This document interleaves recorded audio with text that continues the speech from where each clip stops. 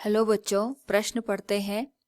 दो कण समान आयाम तथा समान आवृत्ति से समांतर रेखाओं पर सरल आवर्त गति कर रहे हैं। हर समय जब वे विपरीत दिशा में चलते हैं वे एक दूसरे से गुजरते हैं। जब उनके विस्थापन आयाम के आधे हैं उनके बीच कलांतर होगा।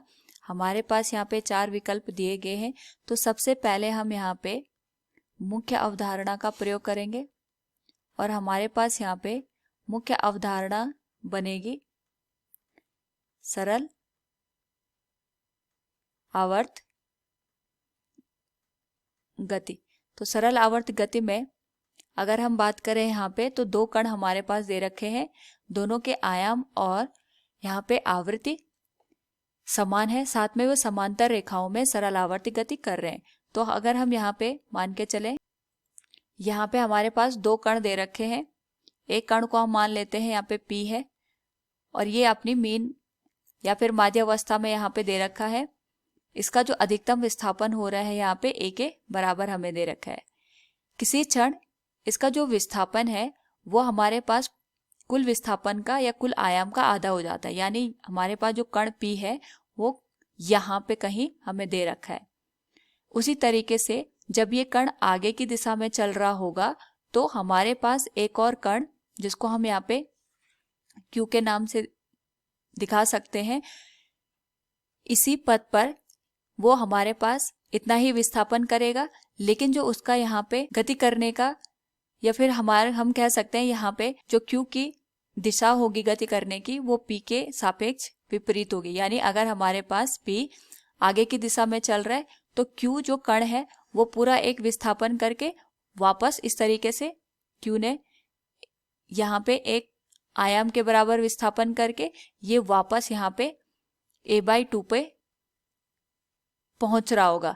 इस स्थिति में अगर हम देखें P और Q एक दूसरे से विपरीत दिशा में चल रहे हैं और साथ साथ में इन दोनों के जो यहाँ पे विस्थापन है वो a/2 के बराबर है या फिर आयाम के आधे पे ये दोनों यहाँ पे विस्थापन को दर्शा रहे हैं। और हम जानते हैं कि हमारे पास जब कोई भी वस्तु सरल आवर्त गति करता है उस क्षण यहाँ पे जो विस्थापन का समीकरण बनेगा वो बनेगा y बराबर a sine omega t plus phi के बराबर। यहाँ पे जो विस्थापन हो रहा है कुल आयाम का आधा है तो हम इसको लिखेंगे a/2 बराबर a sine omega t plus phi. a से a हमारा हट जाएगा। इस स्थिति में अगर हम देखें यहाँ पे तो हमारे पास जो मान आएगा ये आएगा sine omega t plus phi और ये हो जाएगा 1/2 के बराबर। तो यहाँ से अगर हम देखें तो ओमेगा टी प्लस फाई का जो मान आएगा ये हमारे पास आएगा साइन इनवर्स 1/2 और जो ओमेगा टी प्लस फाई ये हमें मान है, इसको हम लिख सकते हैं π/6 5 π/6 और भी हमारे पास मानों के लिए ये मान सही साबित होगा। लेकिन अगर हम बात करें यहाँ पे P कण के लिए तो P कण के लिए ओमेगा टी प्लस फाई इसको हम यहाँ पे del1 मान लेते हैं।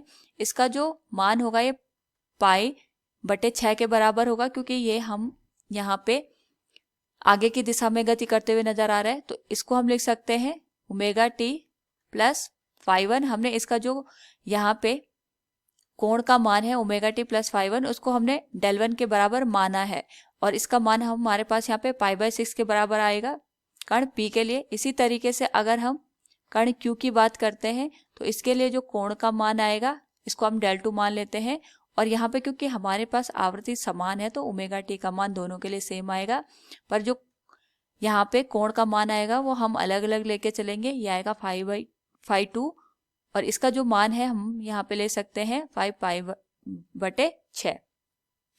अब हम यहाँ पे दोनों के कोणों का या दोनों का जो कलांतर है अगर हम उसको निकालें तो हमारे पास ये बन जाएगा del2 माइनस del1।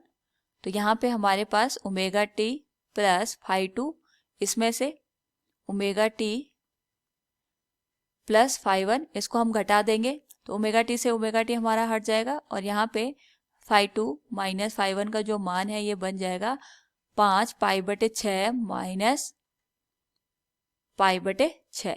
तो ये जो मान बनेगा ये आएगा 4 पाई बटे 6। तो यहाँ पे जो कलांतर है हम इसको लिख सकते हैं, ये हो जाएगा, इसको हम डेल फाई भी लिख सकते हैं, फाई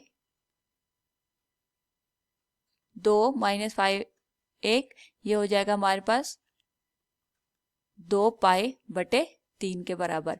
यानी हमारे पास यहाँ पे जो दो कण गति कर रहे हैं जिनका यहाँ पे आयाम और आवृत्ति बराबर है, लेकिन यहाँ पे दोनों एक दूसरे के विपरीत दिशा में चल रहे, उस स्थिति में दोनों के बीच का जो कलांतर होगा ये होगा 2 गुणा पाई बटे 3 के बराबर। तो दिए गए प्रश्न के अनुसार अगर हम देखें यहाँ पे तो हम कह सकते हैं जब उनके विस्थापन आयाम के आधे हैं उनके बीच कलांतर होगा, ये हो जाएगा 2 गुणा पाई बटे 3। विकल्प बी हमारे पास यहाँ पे सही हो जाएगा। उम्मीद आपको समझ में आया होगा। धन्यवाद।